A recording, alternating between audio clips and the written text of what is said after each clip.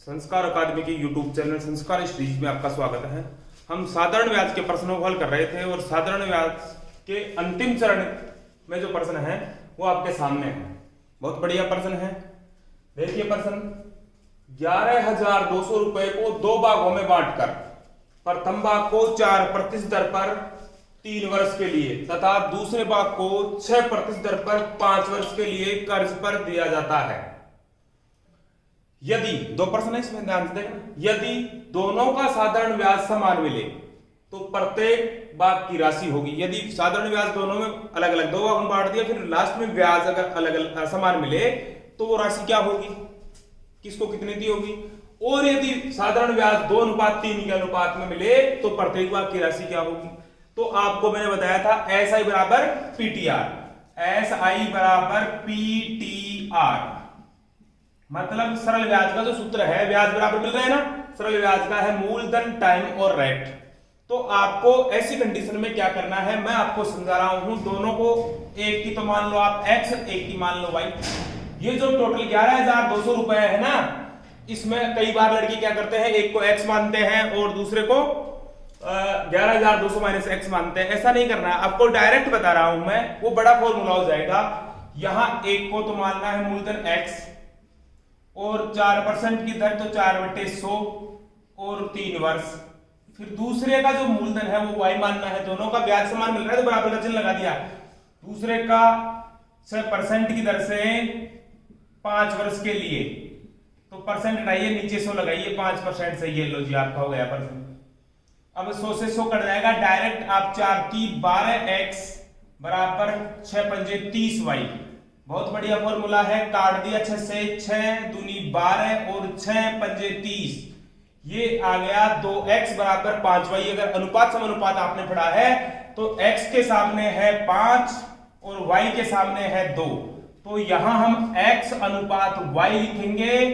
तो x के सामने 5 है तो 5 और y के सामने 2 है तो 2, 5 अनुपात 2 के अनुपात में।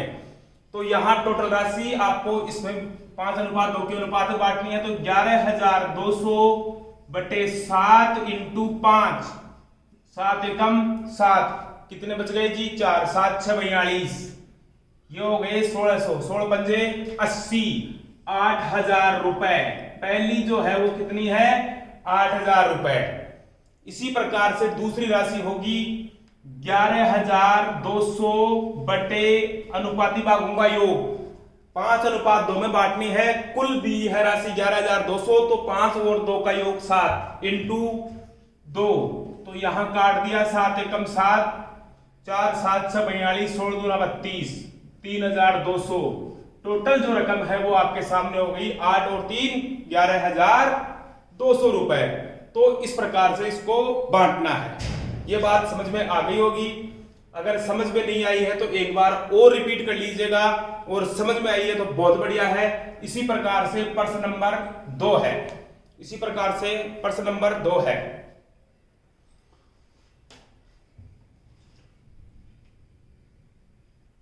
इसी प्रकार दूसरा प्रश्न बता देते, यदि दोनों का साधारण व्याज 2:3 मिले, किस अनुपात में, 2:3, तो यहां वही फॉर्मूला लेना है आपको। यहां लेना है x इंटू 4 इंटू 3 बटे 100 बराबर y इंटू 6 इंटू 5।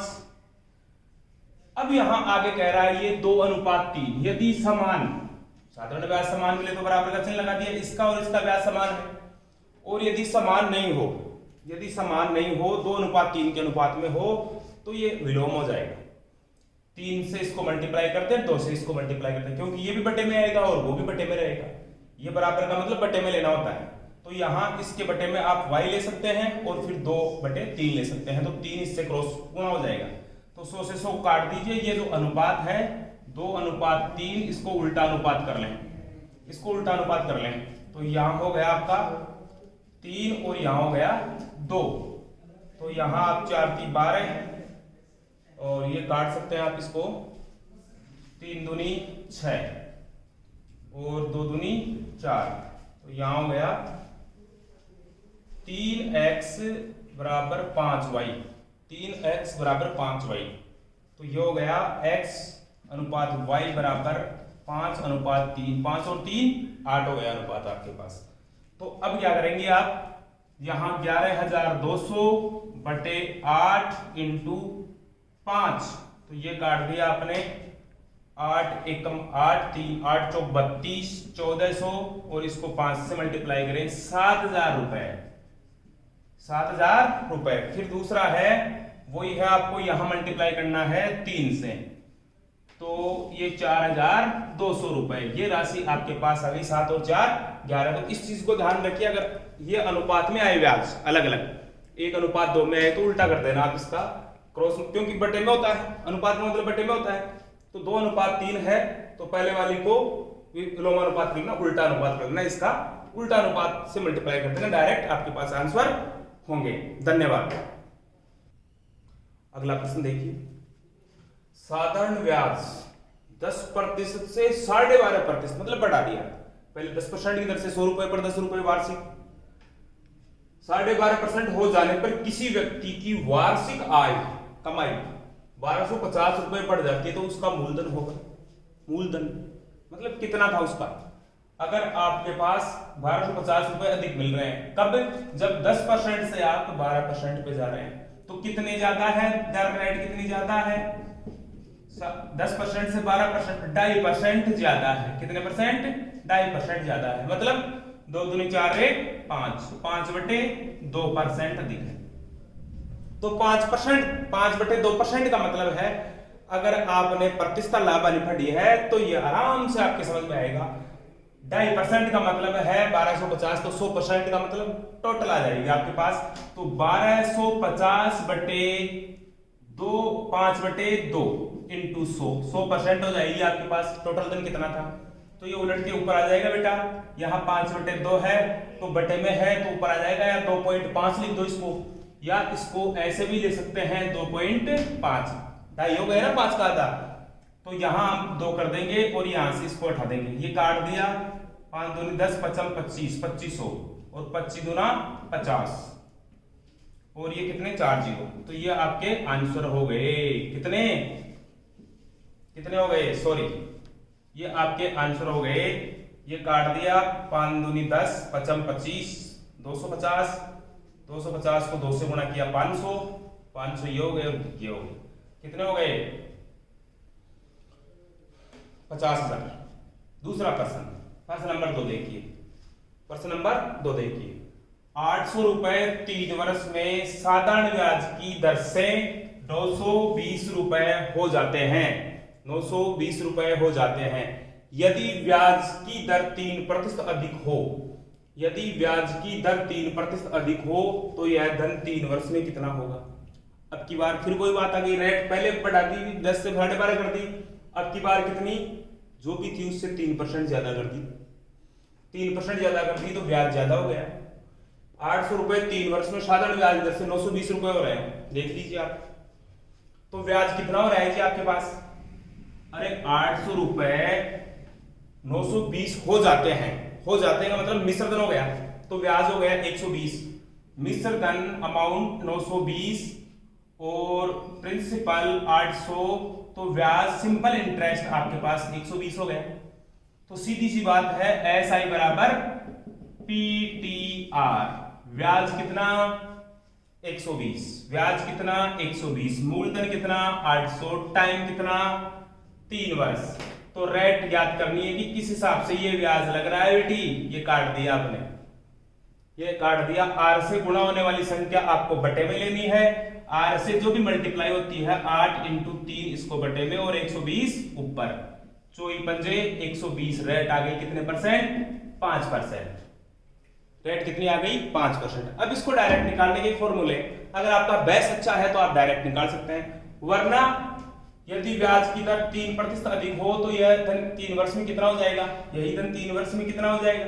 तो यहां मूलधन तो कितना था आपके पास 800 रुपए, ये लो जी 800 रुपए, और टाइम 3 वर्ष, और दर क्या है 5%, 5% में कितना होगा 5%।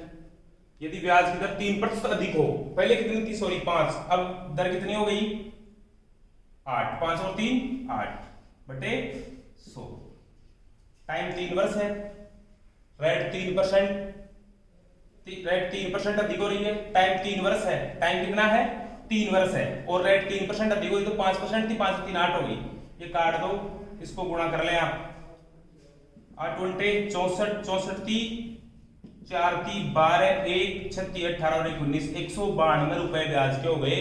तो राशि कितनी हो जाती है, तो राशि हो जाती है 800 प्लस 192 बराबर 992 रुपए हो जाती है। 920 अब 3% अधिक हो गई तो 992। अब आप ऐसे भी कर सकते हैं, 800 का 3% निकाल लें 3 वर्ष का, तो 800 का 3% निकाल लें 3 वर्ष का, ये हो गए 3 3 9 72 रुपए और बढ़ जाएंगे, 72 रुपए और बढ़ जाएंगे।